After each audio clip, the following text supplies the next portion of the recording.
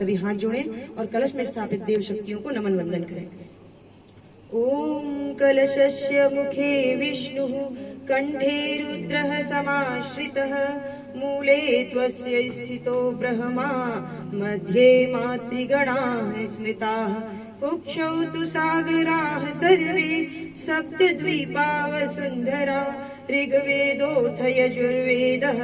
सामवेदो यथर्वणः अंगैश्च सहिताः सर्वे कलशन्तु समाश्रिताः अत्र गायत्री सावित्री शान्तिपुष्टिकरी सदा त्वयि तिष्ठन्ति भूतानि त्वयि प्राणाः प्रतिष्ठिताः शिवः स्वयं त्वमेवासि विष्णुस्त्वं च प्रजापतिः आदित्या वसवो रुद्रा